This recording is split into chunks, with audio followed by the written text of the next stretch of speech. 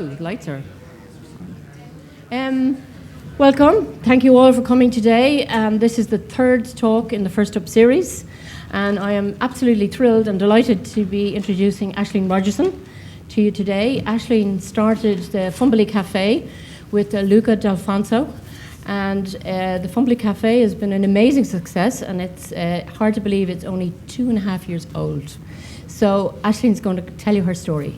Aisling.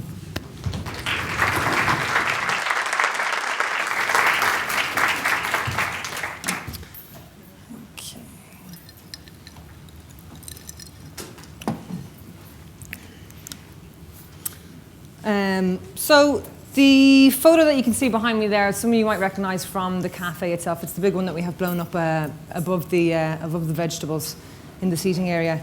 It kind of represents, for me, the foundations of what the Fumbally is, really.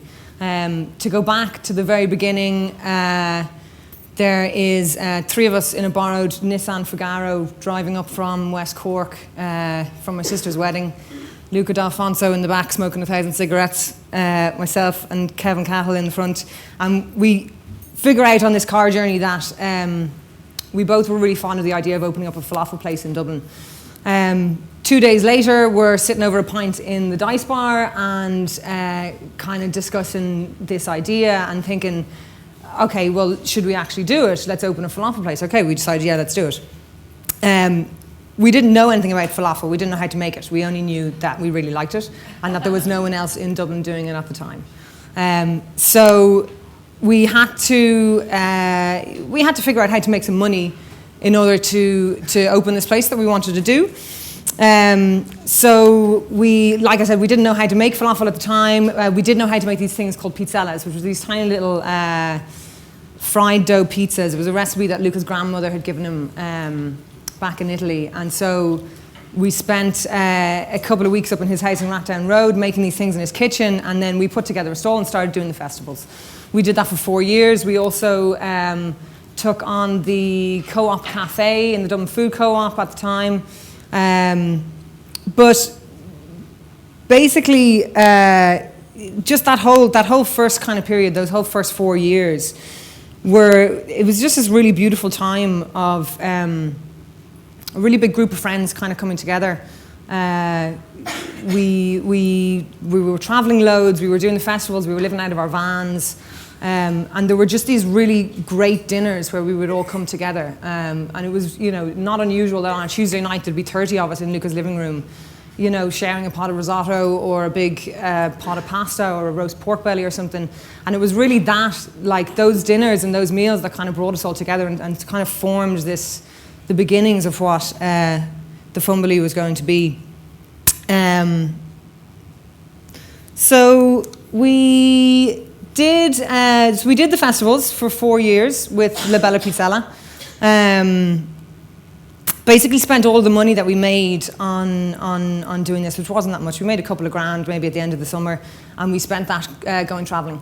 So we went to New York, London, Berlin, Amsterdam, Barcelona, Granada, Sicily, and just went and got inspiration from all these places and just brought back loads of ideas, basically. And also spent a lot of time traveling around Ireland as well. We got a lot of inspiration from friends and family down around Cork. We spent a good bit of time down in Gobeen and around Ballymaloe. And it was there as well that we kind of really got a sense of like the really beautiful, like harmonious life cycle of food that they have down there and the connection to what we eat and where it comes from. So a lot of inspiration from home as well as abroad. At the same time, then we took on the cafe in the Dublin Food Co-op, this beautiful, humble little cafe that you see there.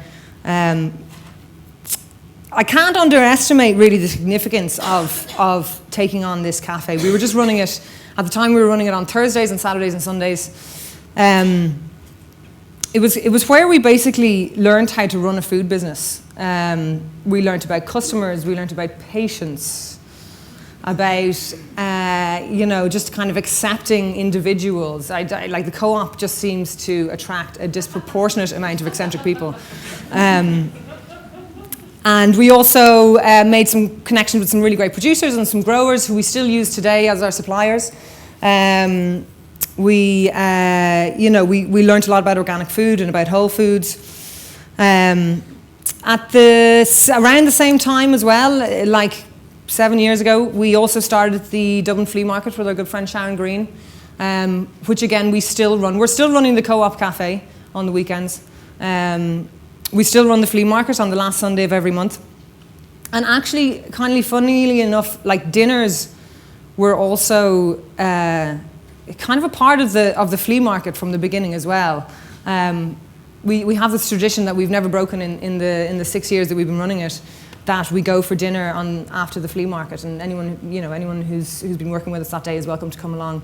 And it's kind of ironic that like these dinners were kind of at the centre of the creation of the Fumbally, but we don't do dinners now, we just do lunch, so it's slightly odd. But running the flea market is brilliant. I'm not going to talk about it too much, but really beneficial for us when we started decking out the Fumbally, because there's benefits to being the first person at the market every time.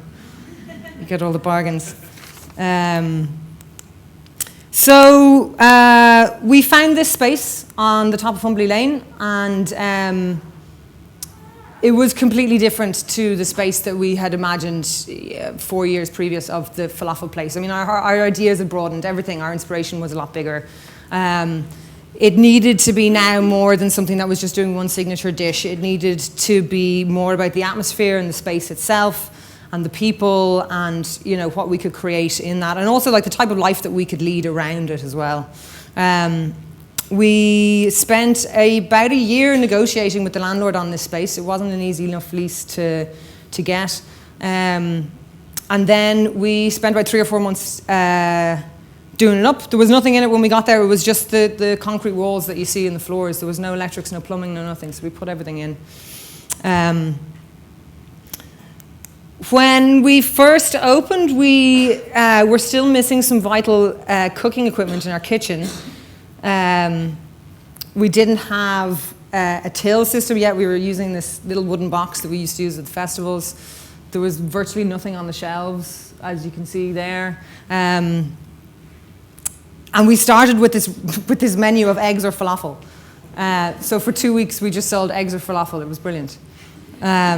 About a month in, then we had totally found our feet, and it started to get really busy. And it was definitely busier than we thought it was going to be from the beginning.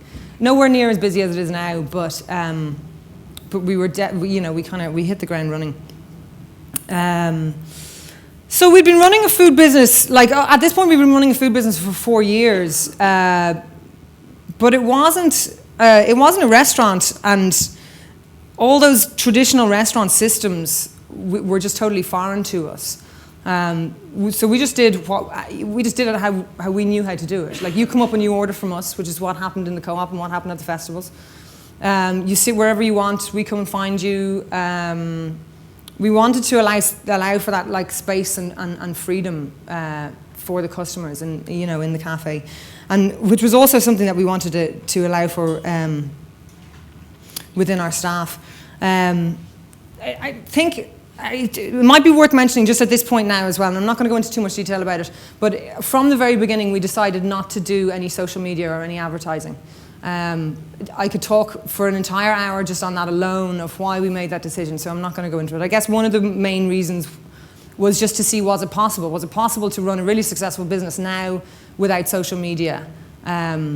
And it is. We still don't engage in social media. We don't have a Facebook page or a Twitter page. But anyway, that's a whole other talk in itself. So yeah, we just started running the place how we knew how. Luca and I never trained as chefs. So the kitchen kind of formed slightly differently. We're not chefs.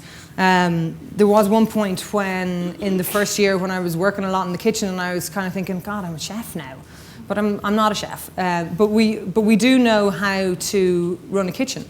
It's just maybe not in the traditional restaurant way, I suppose. We don't have a head chef, sous chef hierarchy. Everyone who's in the kitchen shares the same responsibilities, and they have the same amount of input into the menu. Every month we basically sit down, so like the eight chefs that we have employed, and myself and Luca and the other managers, and we go through the menu, we go through what we have done on the month previous for all the specials, and we decide what worked, what didn't, what did we like, what can we change, and then we make the menu for the following week. So the specials change every 2 days, so Monday, Wednesdays and Fridays you're going to get different specials, a meat special and a veg special on those 3 times a week. And so, and everyone gets to choose, you know, the chefs get to choose what they want to cook. So, you know, each of those chefs is creating probably, of the full-time chefs, you're doing like 4 to 5 dishes a month that you have, no, you have a lot of freedom in it, and you have a lot of space to create what you want to create. It's definitely not a perfect system, and there are definitely cracks, and where, you know, in a traditional system where you have a head chef looking after everything, and, you know, they know absolutely everything about their kitchen, you know, the ordering, what state the fridges should be in, whatever, and they're delegating down. We don't necessarily have that because it's shared, and it's something, as I said, like, it's not perfect, but it's something that can only work with a huge amount of communication, and that's something that we always put so much emphasis on, and we try ourselves and also to instill in the staff is, you know, to maintain that communication, because without that, everything just, it really does start to crumble. So, and like another area as well where possibly the cracks start to appear in this system that we have is, I guess, consistency. When you have so many people putting input into the menu, you know, things come out really differently, and so consistency is not always necessarily there, but like, consistency for us is just that it's good. We don't mind if it looks different, we don't mind if it tastes different to the last time you made the dish, it just has to be good, and that's kind of like, that's the bottom line for us. Basically, you know, we have a recipe book. If you're going to change a recipe in that, only change it if you know that you're going to be able to make it better. And it's a miracle anyway if a dish from the recipe book comes out the same twice in a row. It's, you know, there's always like a slight change on a garnish, or someone comes in and they're in a different mood, and so they make the dish slightly differently. But, you know, we're totally happy with that, and that's the way we want the kitchen to be run. So when you come in and when you order a special, you're very much getting the creation of the chef that's working that day. It's not like we have a menu that we dictate and then they are just executing. You know, they are the ones who are creating the food in there, really, very much so, and I can't place enough emphasis on that. So our food it's definitely come a long way, and it's still very much evolving. I'd like to really quickly just show you a couple of dishes that we're, I guess, really proud of. This one is called Poor Man's Asparagus and Rich Man's Eggs. It's a kind of a concept that myself and Katie came up with, and then she executed and perfected. It was a way for us to use up things in the kitchen. Kale stalks, which a lot of people would just throw out. When you blanch them really slightly and saute them in a bit of butter and a bit of salt like you would do asparagus, they're super tender, really, really delicious. We also always, leftover bread is one of the killers in any kitchen, and always trying to find inventive ways of using that up. So the brioche, like using yesterday's brioche and just putting like a nice layer of rosemary butter on it, getting it really nice and crispy in the oven. Then the rich man's eggs side of it comes from a slow poached egg with truffle oil. Then we've got like creme fraiche, mushroom and tamari reduction. It's definitely one of the best eggs dishes that we do, and when we first did it, everyone was just like, amazing. This one is one that we haven't done in a while because it was basically Katie and Jasper who came up with it, and it came from their love of Indian food. It's their take on a thali plate. Something that, and it's also the first time that they teamed up together and did 2 variations on the same dish, and it's like a tag team dish, and it's something that we do quite often now, taking so one conceptual dish and then doing a meat and a vegetable version of it. There's too many handles in that dish for them to have done two completely separate ones. So they shared a lot of the elements, and then they just made, one meat curry and one veg curry. They had kitchen barry, they had a, fresh paneer, they had, I don't know, Katie can tell you more about it. It was but the flavors on that plate, when they first did it, they were just, jumping off at us. Everyone was really excited about it. This is a Mexican pozole, and this really represents for us as well that kind of influence that we have. Oops, sorry, did I do that? I went on to the next one. Can we go back to the pozole? Is that possible? So it's just a real example of personal influence as well with our dishes. That Jessie is Mexican, and all the flavors that are in this are just so authentically Mexican that we don't often really get in this country. And just having that influence in the kitchen is just really amazing. There was a really beautiful moment when her parents came to visit last year, and so her mum and dad and brother and sister and everyone comes in, and everyone's like, wow, Mexico, Her mum runs straight into the kitchen, and she doesn't speak a word of English, and Jessie was making these tamales for her mum, Martha's tamales. It was her recipe, so we had them on the board, like Martha's tamales that day. And straight away her mum was in, and the two of them started yabbing away in Spanish, and I couldn't understand what they were saying, so I had to ask Jael, like, what are they saying? And she's like, oh, like, Martha's given out to her for not putting enough salt in the tamales, and you could see her just like running around really trying to impress her mum. It was such a lovely moment. But so this dish really represents that influence. This also really represents that kind of foreign influence.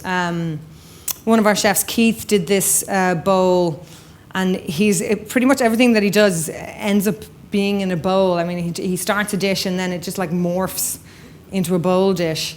But I mean, it's great. He kind of pushed us to get a really nice bowl. We bought this really beautiful terracotta bowl because of it. But so this is a really gorgeous Miso Hotpot that. But uses all Irish ingredients in it, basically. I mean, you've got kale from Kildare, you've got radishes from Kildare and carrots, little ocker leaves that we grow out the back ourselves. You've got Ballyhowra mushrooms from Cork. The seaweed that went to make the dashi was from Connemara. So just that, I think the only thing in that dish actually is the miso itself that came from abroad. But another really amazing dish.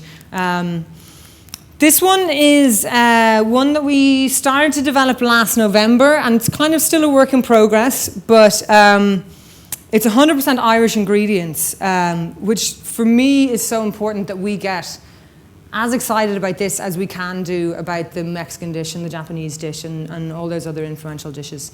I love the irony of it because we call it the full Irish, but it really couldn't be anything further from a full Irish fry-up. It's totally vegetarian. That egg that you see there is not really an egg. It's a strained Mossfield organic yogurt, labna. The yolk is a yolk, but it's a cured egg yolk in a 50-50 salt and sugar solution. There's beetroot dust over the egg. There's a smoked apple balsamic beetroot puree. There's a celery and apple cider vinegar gremolata. A roasted cauliflower and chard salad. And a seaweed flatbread. And just so everything on that plate is 100% Irish. We're still working on it. We're still tweaking the flavors, and we'll change things around with the seasons. But yeah, really nice to have that on the menu beside all the other ones. So just, I mean, our food has come a long way. So has our coffee. When we first opened, specialty coffee was only just taking off in Dublin. Really. We didn't know too much about it. We hired a man called Jer, who's sitting up there, and he knew a lot more about it than we do. He convinced us to change over our beans to 3FE, who were has-been at the time. And once we did that, then everything just kind of progressed from there. The first 6 months were really difficult in that because like so many coffees were being sent back. we were still learning about this different way of roasting and different way of preparing the coffees. And so we were educating ourselves and trying to pass that education on to the customers and, trying to explain to them, like, look, what you're tasting is not wrong. People handing back these coffees and going, this is wrong. Like, it's not wrong. It's just different to what you're used to, this really dark Italian roast that everyone, in this country has been used to. But I think, Dublin has really kind of taken the specialty coffee and it's such a different thing now. Like 2 years later, like we don't get any coffee sent back anymore. Our baristas are much more knowledgeable as well. Some of them are even competing, which is kind of a thing in coffee competition stuff. We were asked to host the AeroPress Championships, the Irish AeroPress Championships last year, which was one of the few events that we did. And we've done some really amazing events in the Fumbally. We've done some really great morning events as well as evening events. We had, the first one that we ever did was David O'Doherty at 8:30 in the morning doing a comedy gig. He wanted to see if people had the capacity to laugh that early in the morning. Jennifer Evans then did a 6 a.m. gig. It's kind of like a, fuck you, David. She did a dawn gig. We've had amazing collaborations with friends. We did a really amazing dinner with Sharon from the Queens of Neon, Queens Queers and Tarts last year with Wildside Catering. We've been able to host so many music events. We had a really beautiful one back in December where we got to give our own staff the stage for the night. Because we employ so many amazing musicians and artists, and we do a Christmas gig every year, and this year we just said, you know what, we're going to give it to the staff. And it was so lovely. We knew it was going to be good, but it was so much better than we thought it was going to be. We have Pavel Grudshine, this amazing pianist who plays every Wednesday still now, and he's been playing for about a year and a half, every Wednesday from 10 till 12 o'clock. He just sits up on the stage and plays away like a mix of classical and jazz. And really often we get people coming up to us and going, what's that on the radio? Who's that song? And we just point over to Pav in the corner. We're like, there's that guy over there. So he's there every Wednesday. Each of these little events really adds something and really kind of highlights a different element to the Fumbally. Miles O'Reilly really captured it in a video that he made of the Lisa Hannigan gig back in 2012, and I'm actually going to show you that little video now.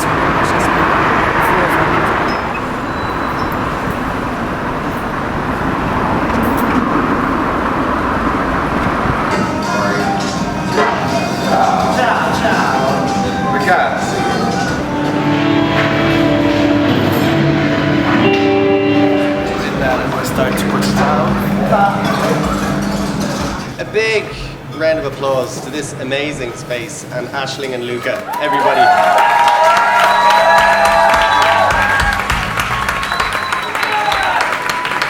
They are rocking it. There's no doubt about it. And Lisa Hannigan always not quite rocks it, but yeah, she does what she does, which is beautiful. Put your hands together for the wonderful Lisa Hannigan.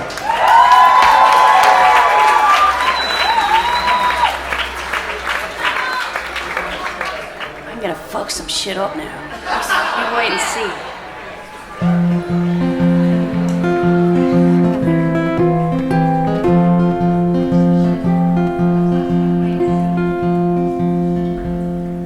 Oh, sleep, come for me. I will go quietly where the roof doesn't leak in my heart. Oh, sleep, come for me. I'm on board sprungly. I'll hide and you will seek a new star for me. Till dawn I'll be too gone to care how great the day is. The dreams that it chases are where they stay.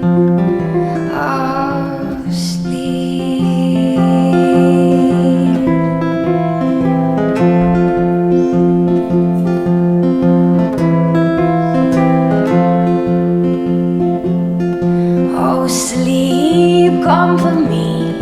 I will wait willingly, like a leaf from a tree in October. I'll sleep, come for me, I'll wait hopefully.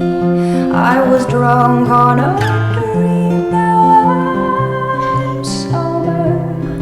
From now until dawn, it can't be too long for me. I count the hours till I sleep with your feet by my feet.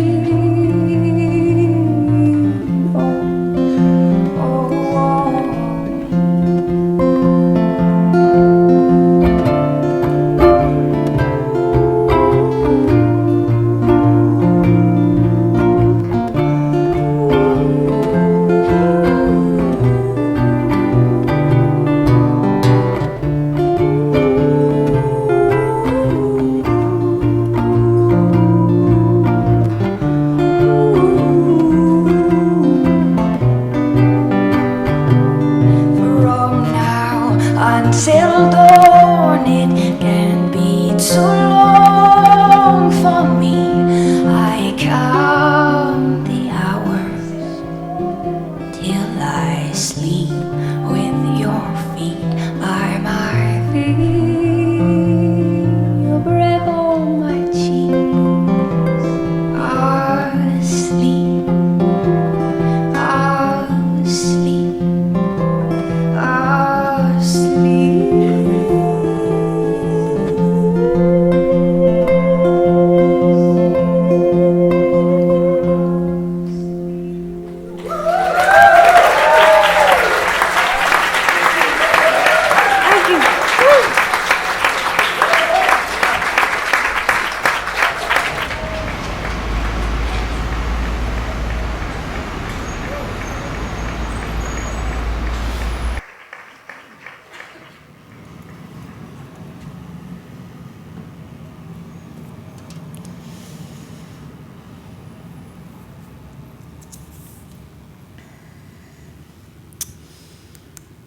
So, one of the most important events for me that I think we've done was a dinner that we did for the Offset Festival last year.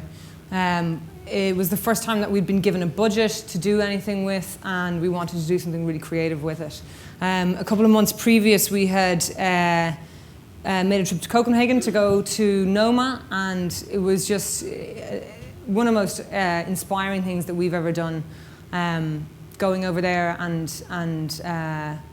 seeing like their really purest use of ingredients. It was something that we really talked about a lot when we came back. Actually, was it possible to do what they were doing over there with, you know, exclusively Nordic ingredients? You know, they only use Danish and then this kind of Nordic circle around them. And was it possible to be able to do that in Ireland and to still make things really, really, really tasty? Obviously in September, if you do that, it's fine. You've got all the veg you want. You've got all the lovely summer fruits. But is it possible to do that all year round? The Offset dinner was in March, which is pretty much the hardest month of the year to do anything with. You're basically working with like root veg, some apples, and like a couple of brassicas, you know. So Katie and I developed the menu. We used 100% Irish ingredients, so that meant no black pepper, no sugar, no olive oil, no reaching for lemons for acidity. And the whole process of it was just so fantastic, limiting ourselves to that set of ingredients that, you know, only what we could find from Irish producers and suppliers. Really pushed us to work so much more, and we came up with a really, really great menu that we were really happy with.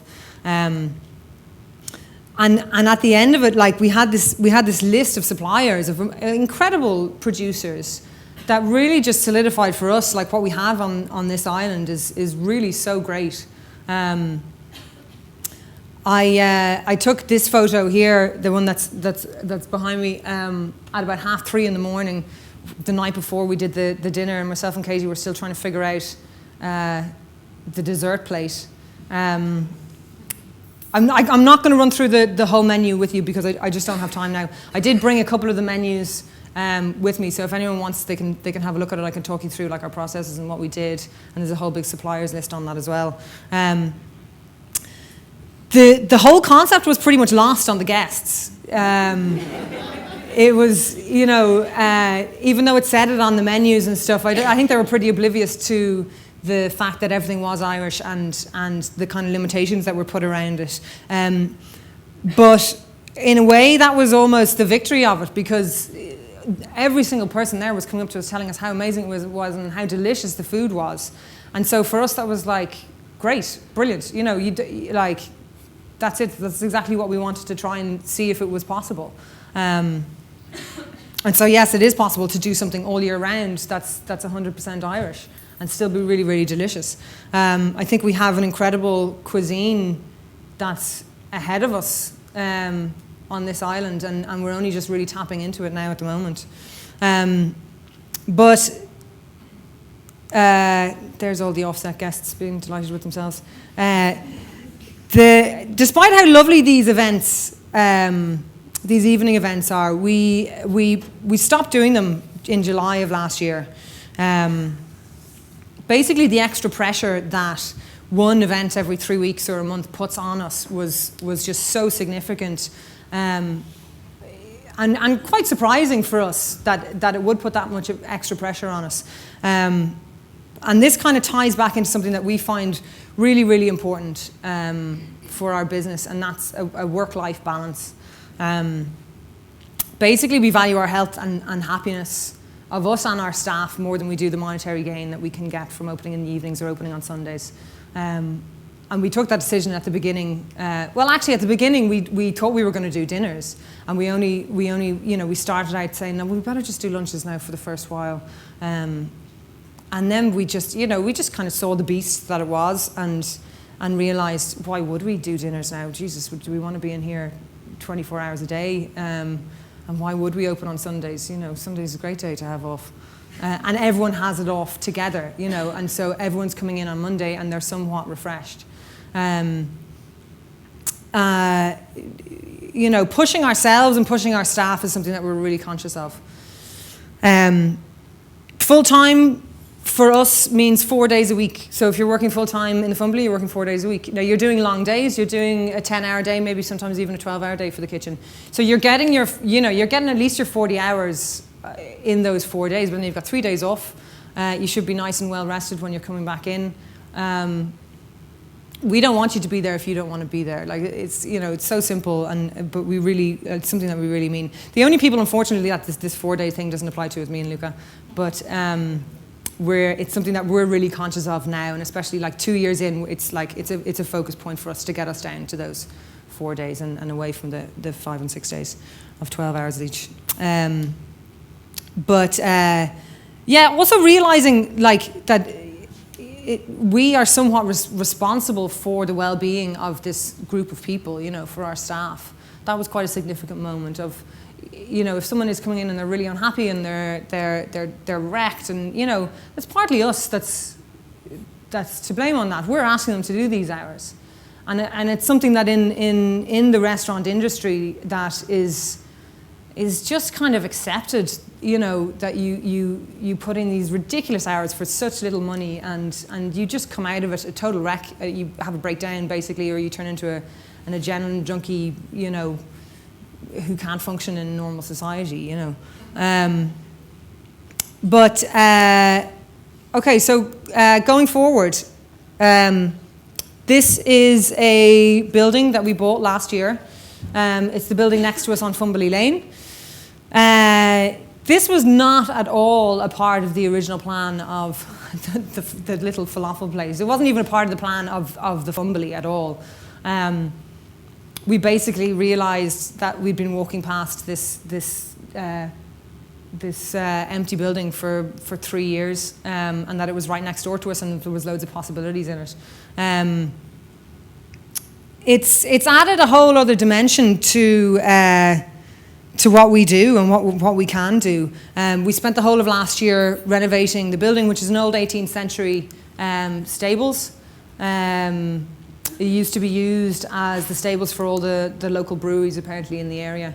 And which is why we've called it the Fumbally Stables. We're not overly creative with our names. They're kind of obvious names. But so the main focus of the building is education and development, both in the areas of food and coffee, and also health and well-being. There are 3 main areas. We have a room upstairs that we're using at the moment for yoga. It's also a possible rehearsal space. The yoga, so there's yoga started just after Christmas there. We've got it on Mondays and Tuesdays evenings at 6 o'clock. Just 2 classes at the moment. We don't want it to turn into a yoga studio as such, which is why we're just keeping it to like 2 classes a week. We want it to be, we want the space to be able to be used for other things as well. We also have an extra kitchen in there, which we use on a daily basis for the Fumbally for prep and for baking. And which also has the potential space for small focused workshops. Katie Sanderson did one in there a while ago on raw food. She's also doing another one in a couple of weeks' time on raw food and whole foods. We've got some yoga brunches planned as well, so we'll be using the kitchen for that.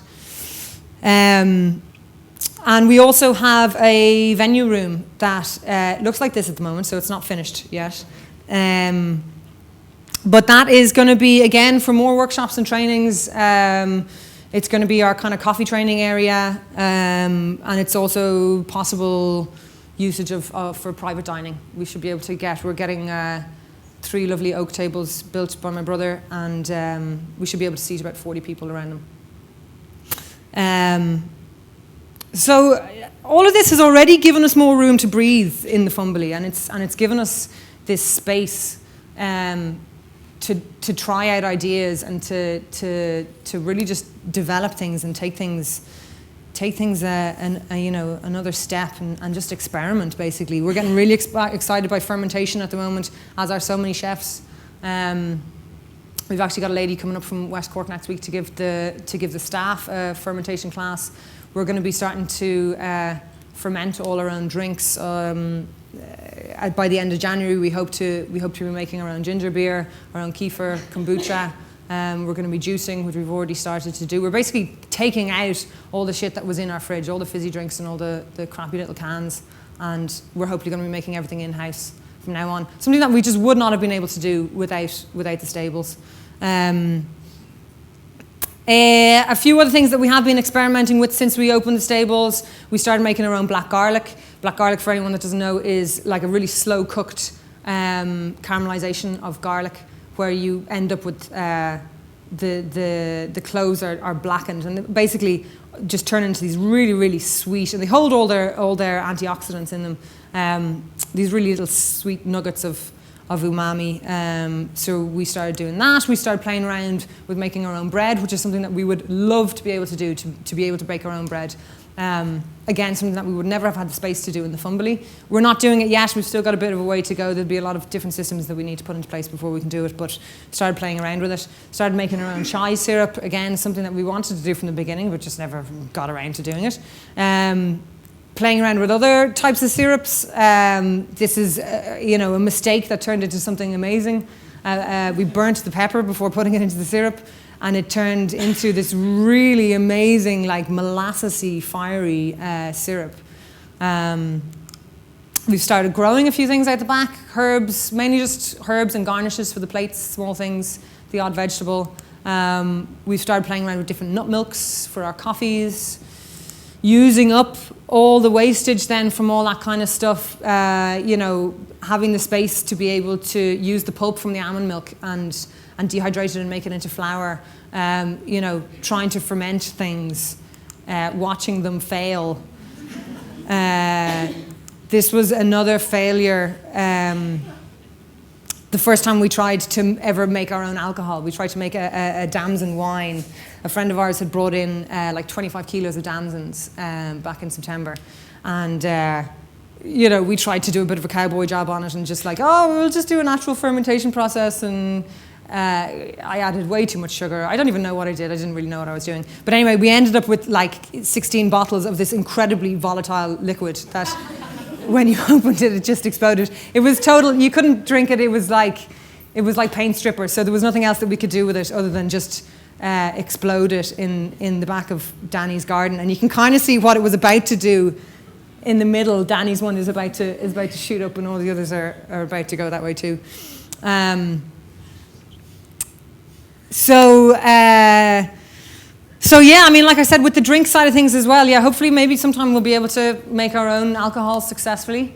We're definitely doing a rehaul of all the drinks at the moment. Katie Sanderson is back with us, which we're delighted about, and she's developing all that side of things for us in the stables. We're also planning on, building an oil filtration system for our waste cooking oil, of which we have about 40 litres a week, so we can use that in our vehicles. We want to start harnessing the rainwater from the roof of the stables because it covers a massive area. If not even just for watering the plants out the back, if we can start to pump it into our own system, that'd be great. And there's like hundreds of other things that we have planned that I just don't have time to tell you all about today. So, like, basically, in a way, we're kind of at a point now where I guess we've built this framework for the Fumbally over the last 2.5 years, maybe 7 years, you might say. And yeah, it kind of feels like this is a starting point in itself, and we've got loads more to do. So thank you very much.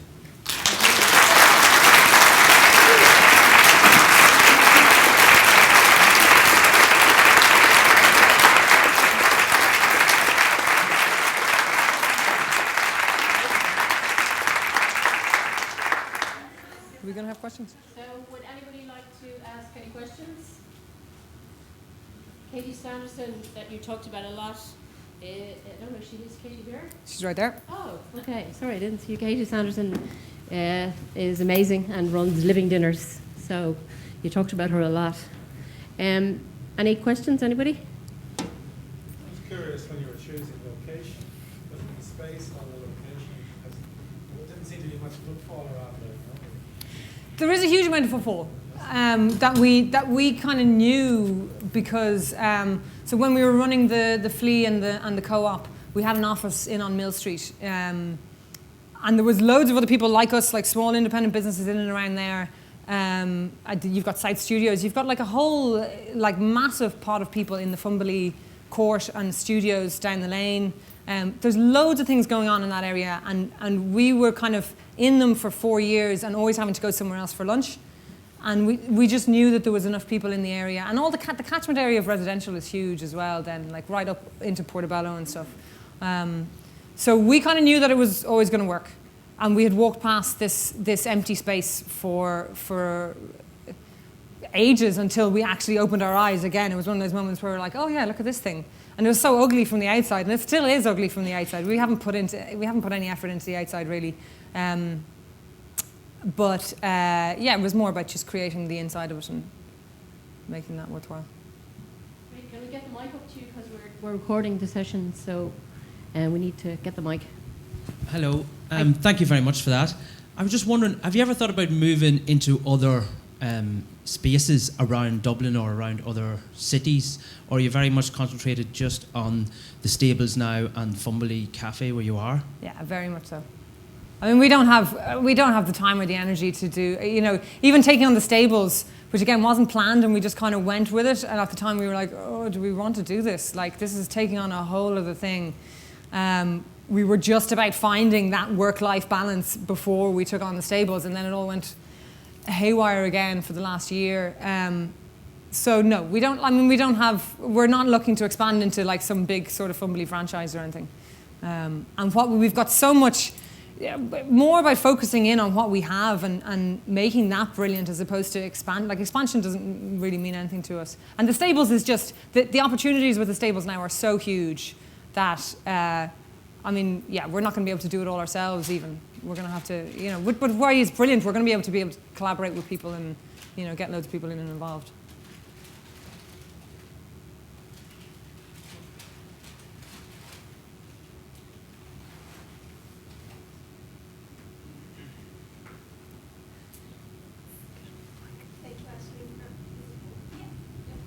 Hi, sorry. My name is Carla, and thank you for the presentation and congratulations.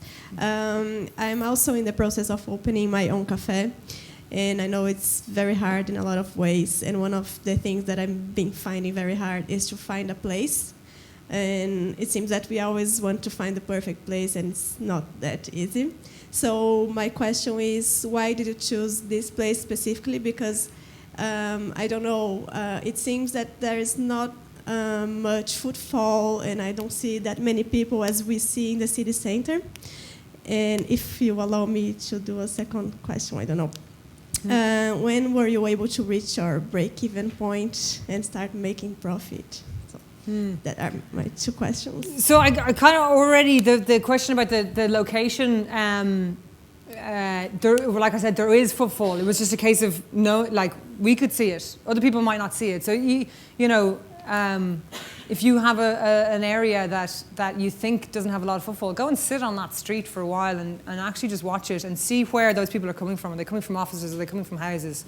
That space was not the ideal space. It was full of issues. It wasn't pretty. It wasn't what we were looking for. But it was just about making it what you want it to be, So don't look for the perfect space. The perfect space does not exist, In relation to break even, so money things for us, I don't know the answer to your question actually, and it's something that we've just never really focused on money, and it's something that not that we don't know that we're very aware of where we stand financially. We know what our percentages are, and we know what our margins are now at the moment, but we've never made business decisions based on money, or we've never focused in on targets, financial targets. That's always just come, and I kind of feel like it will come if you focus on the other things that's making your business what it is and that's making it really good. Then the money will come. To answer your question, to break even, I mean, yeah, I really don't know. Like I said, we were definitely more successful than we thought we were going to be from the beginning. And we also negotiated a period of rent-free with the landlord, which helped as well with getting us up to in the green financially at the beginning. Yeah. I was just going to ask when you mentioned rehearsal spaces, and I was just purely selfishly just asking when you might think that was an idea. Rehearsal for what? Like theatre-y things. Theatre-y things. Yeah, it's not going to be a rehearsal space for musicians or anything. It's not soundproofed, and we're very conscious of our neighbours because the nearest people on the opposite side of us in Fumbally Lane are a couple of metres away. I don't know is the answer. Soon enough, we'll have a better idea. We're currently developing a website which should be up and running by the end of the month, if not the beginning of next month, and that'll be a lot clearer then of what we have available in the stables and what's. We haven't even really figured out a pricing structure yet or any of that stuff, but soon enough, keep an eye out. The fumblystables.ie will be the website, and yeah, definitely February it'll be up and running, and we'll know more then. Hi, thanks a million for your great talk. What really struck me was there was a lot of learning as you went along, and you were very candid about not knowing everything as you were diving into things. And I'm just wondering if you can kind of identify what gave you so much courage to just kind of do it anyway. Well, there's two of us, when you have, and we've got this amazing group of people around us, and I guess it was always just yeah, what have we got to lose? We were never, everything that we've done has been somewhat DIY. We've done everything on really low budgets, so financially we've never had to really put ourselves out there. We're very good at buying secondhand things, and I guess the courage just comes from being having two of us in the partnership rather than one, and that kind of support of everyone around us. I guess, I don't know.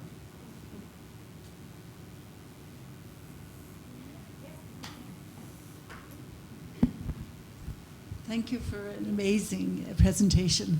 You're welcome. You really had us hooked. I was just wondering about the stables. Yes. Are you renting it or? Yeah, the guy just Yes, asked me there. yeah. Yeah, we will be. No, I don't mean renting it, but you yourselves, are you renting it We from a bought the- landlord? No, we You bought the actually building. bought it. Yeah. We bought the building. When we saw it, it was up for sale or for rent, and we looked into renting the space, and then we thought, oh, why maybe we should be looking at a rent to buy. And we went through all these possible things, and then we just went and we spoke to our bank manager, and we were like, is there any chance we can get a mortgage? And that took a couple of months, and then he said, yeah, you can.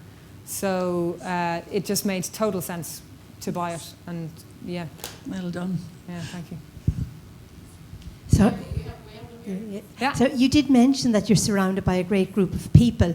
Would you say that your staff, that choosing staff is the most important? Because it seems like happy families in the kitchen. Or do you think you will eventually have to get a head chef? With the kitchen, definitely with the staff, yeah, choosing staff is really, really important for us. And you kind of know straight away when they come in if they're gonna work or not. There's, with the kitchen as well. If we've got a chef who's coming in from a really busy, like Michelin restaurant, and like they know how to pump out really high-end food, that means really nothing to us. Like you've got to be a good communicator. You've got to have like your own kind of motivation and your own creativity. We don't feed you from the top down. You've got to be able to do it yourselves. Hopefully we won't ever have to go down that head chef route. If we can make it work as it is now, there's no reason why we should. And like I said, it's not a perfect system. There's benefits to the head chef way, and then there's benefits to our way. But yeah, I'd say hopefully we'll be able to keep it the way it is. Yeah. How you doing? Hiya. You very briefly touched on the fact that you don't use any social media at all.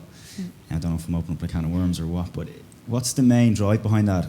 And following on from that, what initially, especially, did you do to make yourself aware to people of exactly what you're doing? Because you're obviously so unique. How did you get the message out? So why don't we do it? Yeah, there's a number of different areas. One, like I said, we wanted to see if it was possible to have a business now when everyone says like it's the be all and end all. You have to be on social media. You don't have to be on social media. Now, having said that, we know that people talk about us on Twitter, and they might mention us. So we're not completely out of social media. We are there, but we just don't partake in it. We don't promote anything. We don't promote ourselves through social media.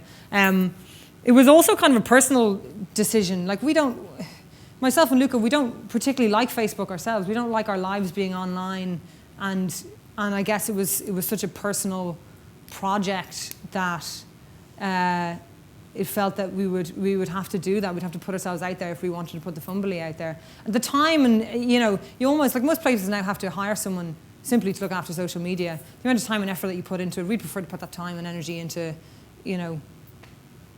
dealing with our staff and making sure everyone's okay, or getting inspired by different places. Or having said that, though, I'm really I don't necessarily have anything against social media. We use it for the flea market, massively, and we know how important that is for the flea market. It's a really important tool in the flea. How did we, at the beginning, get ourselves out there? Just total word of mouth. It really was, because we didn't do any advertising, but we also weren't. We have built up, our customer base. As I said, it wasn't always as busy as it is now. That's 2.5 years of building, and we were okay with it being quiet and just slowly growing. We were totally okay with it. In fact, we kind of preferred it that way because it meant that we could make all the mistakes at the beginning, when it wasn't so busy, and not feel that immense pressure. So yeah, I guess it was just personally being okay with that, and then word of mouth. Hi, I was particularly interested in your kind of idea of just how you go about treating your staff and making that kind of active decision to step away from the normal kind of restaurant world. Sort of, I suppose, how have your staff reacted to that decision and how kind of that works? And do you find that it makes them actively, I suppose, not perform better, but be happier and kind of... I would hope so. Yeah. It's not a change that we implemented. So it's something that we've always had from the beginning. So any staff that have come into the Fumbally, that's just the way it is. And it is really only, it's mainly felt in the kitchen area. That's where it's really drastically different. You know, for the waiting staff and the baristas and stuff, it's not that different other than our ordering system of people don't order from the tables, you know. So like I said, coming into the kitchen, you know, you're well aware that we do things slightly differently. You know, the few people that have come in and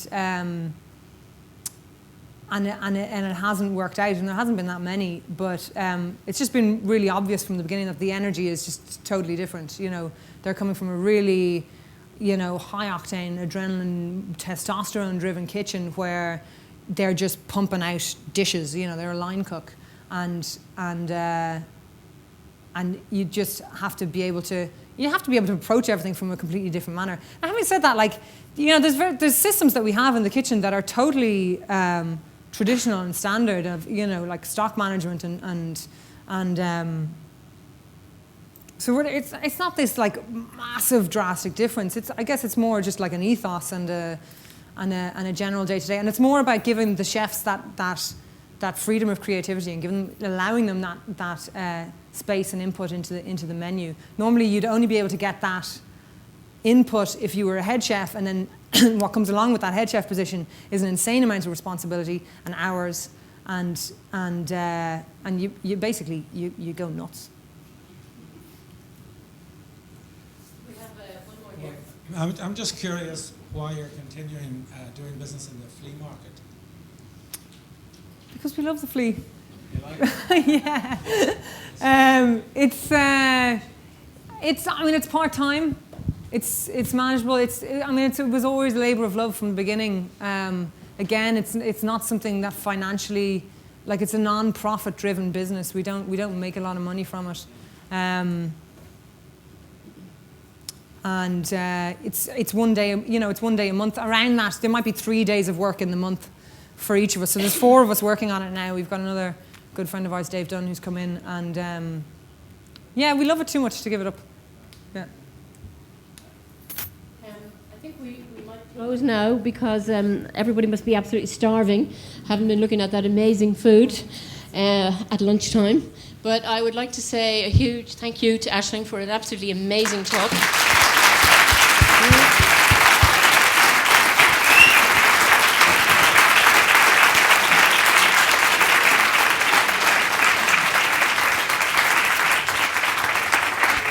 And I'd also just like to say a huge congratulations to Aisling and Luca for the concept, the implementation, and the absolute wonderness that they have in the Fumbally Café.